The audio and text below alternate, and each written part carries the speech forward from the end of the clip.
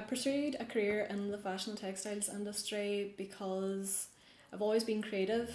I've always been really practical, quite logical, so I feel that fashion was the most functional way to go. I've always been quite artistic, but fine art and that just didn't seem to make the most sense to me, really. I think with my own style as well, streetwear was really the most accessible. It's something like I could see people wearing, and it's been really popular recently as well, so it just made sense. The Fashion Textile Design Centre has been amazing. I went through the graduate programme downstairs, which nurtures young fledgling businesses, and it's supported by InterCity Trust upstairs as well. And I've got this amazing studio as well, which I wouldn't have outside of here. Really, I would never be able to afford it. And the facilities as well have been incredible. I've had my embroidery machine, which is what started everything basically, and this is right in the middle of town, which has been really, really handy. And then we've got the experience of Deirdre, our manager downstairs as well. He's been in the fashion industry for years, so it's really been a massive, massive part of it. Came up with a brand really out of desperation for a job. I'd graduated about a year, and I'd been applying for loads of design jobs.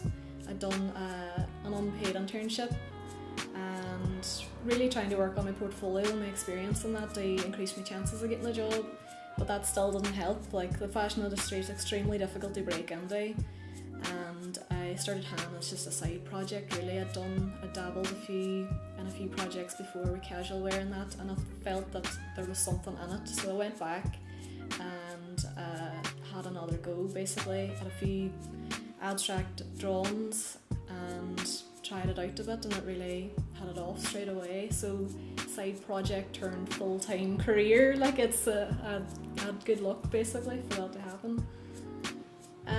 Well, I think the success has really been down to social media. I'd say has played a really important role.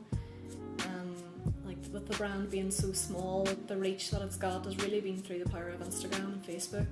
And I think the culture that we have now, where people are so keen to show off their wares, they'll tag me back in, their friends will see it, their friends will buy, they'll tag back in, and that's really how I grew that much. And it was through that I was lucky enough that one of the creative team from the Belfast flagship store had seen some of the pieces that I'd hyped quite a lot, like the Frida t-shirt and our mustard beanie, and they asked if I'd be interested in that opportunity, and it went through an application process from there through head office, and they approved it, and that's how it happened really. It did quite well in Belfast, and when I was 18, I previously worked in the dairy store as well, so I think they were quite keen to bring me back in, and it has quite a big dairy following as well, so it was really a wise choice on their behalf as well, and of course I was over the moon to have the opportunity too. I don't know that I have people that I would follow fashion-wise. I think an inspiration would be, there's a big brand in America called FUBU, a streetwear brand, and their story has been really inspiring to me. They started really, really small, and they're now a global multi-million pound business, and I think it's just things like that gives you a bit of inspiration, and things like that could happen for you as well. It could happen to anybody. I chose embroidery and print because it was something that I'd kind of specialised in uni. I specialised in print for 2 years, but really I'd always been torn between fashion and illustration, so using disciplines like embroidery and print was a way of me applying my drawings to clothing basically. I think with streetwear as well, it doesn't have to be mad out there, you can apply it small, and both of those disciplines worked in that favour basically. And trend wise, embroidery is really, really big at the moment, so it lent itself to something accessible really. Future for Han, hopefully I'd like to be stocked somewhere in Europe, building on the European following. Of course with Topshop, the way it's gone already, I would love if it continued like that, and expand into more stores, maybe somewhere else in Ireland or somewhere else in the UK, another flagship store.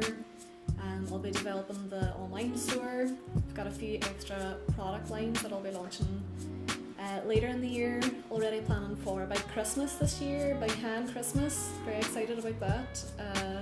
Also, a few product lines that I'd really like to be made here in Ireland. So really building on the brand values of keeping it local, employing local people, and investing back into the local